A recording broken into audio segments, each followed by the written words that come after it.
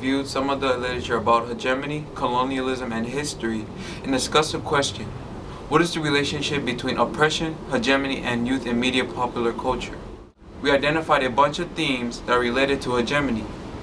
Out of those themes, we chose 3 to identify with: economic exploitation, divide and conquer, and keep body, take mind. We then went out into the community to see if these themes were actually manifested in our community. We then created our own theory about the conditions in our community.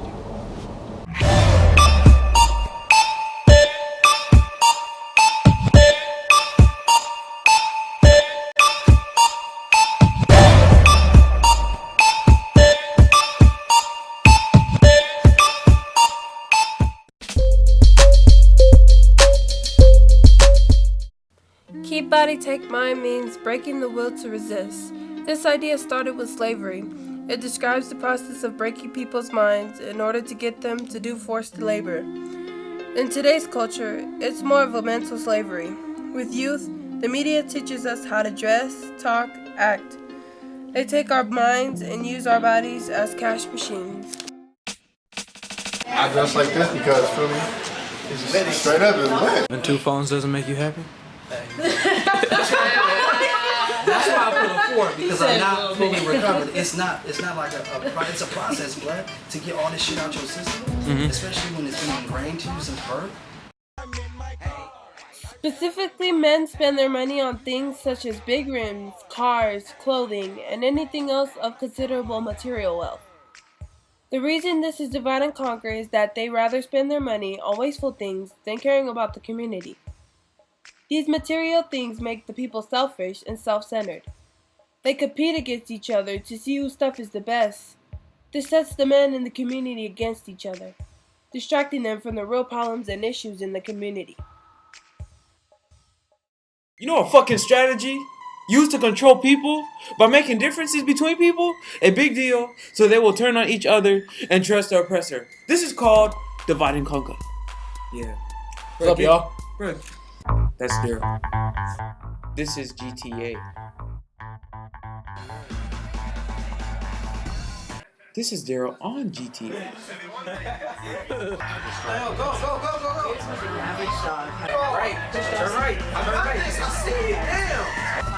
Right. That's what I'm trying to do, Shut. Up the stairs. Up the stairs. Where I'm going is where I'm going. Oh, shit.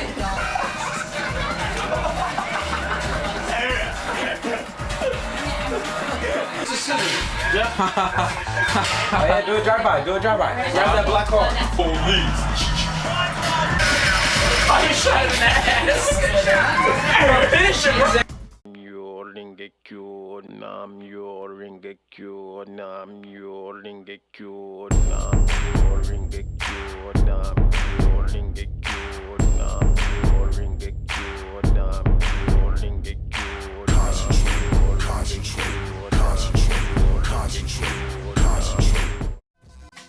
You know, we Asian, you feel me? And Oakland is a minority. It's a small group of Asian out here, so when I'm with my own people, I'm Cambodian, you feel me? I feel like it's safer for me and stuff. And, you feel me? Like, a lot of different races out there that outnumber Asian people, so Asian people stick together as one. We're a family out here. You would know more what they expect from you. You would know more what they expect from me because we had the same race. There's also a time in my life when I felt most in danger around my own people, like Filipino folks. I hated Filipinos, I hated myself, especially Filipino men who looked like me. I thought we were competing for something, and if it was me versus them, I was going to do everything to win that situation. It is divide and conquer because people may not feel safe around anyone else who isn't of the same ethnic background. This is especially a problem in a community like Oakland, which is one of the most diverse cities in the country. People are divided from truly uniting and coming together to solve their problems because of this. This can even go to the next level where people don't even trust individuals who are of the same race as them, which is the case with same-race gangs. Caught up in a world of gangs all trying to be the most notorious, the most feared, the ones in control.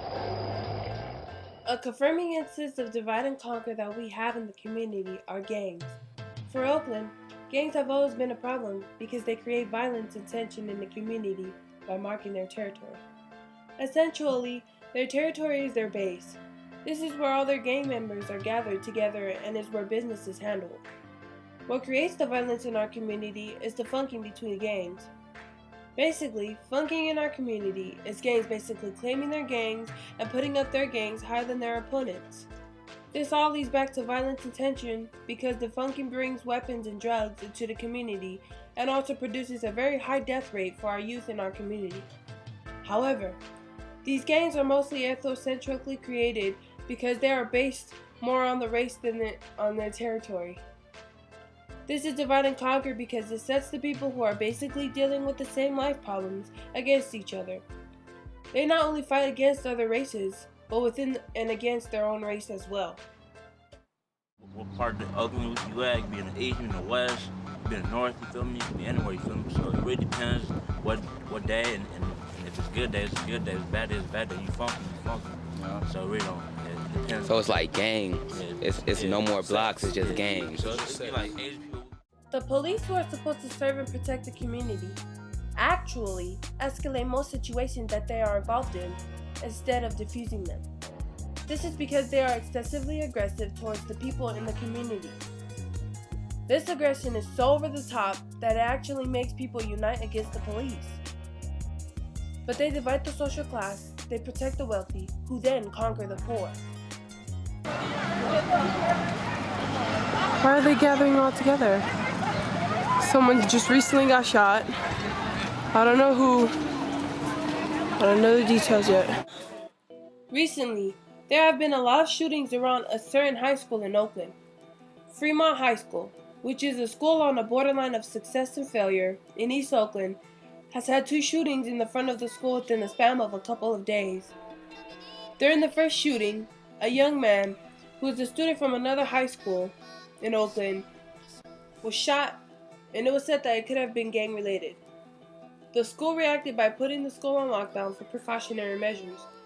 They increased the police in and around the school grounds. However, they did not notify the parents and did not send the children home. Instead, they locked the students within the confines of the school where they could be monitored. Their actions were illegal. The second shooting happened during lunch when 2 kids were playing around with each other and suddenly started shooting at each other. A student at the school got hit by a stray bullet. They reacted by following the student who got shot while ignoring the actual perpetrators. Neither of these events made it on the news. This is in contrast to a shooting that happened at a school that is attended mostly by white people. One student was going around the school threatening to bomb it. The kid was captured, the parents were called, and the children were sent home. No one was ever hurt, but it made it on the news. This is divide and conquer because they normalize the violence in the inner city schools by not reacting and making problems at other schools seem extra dangerous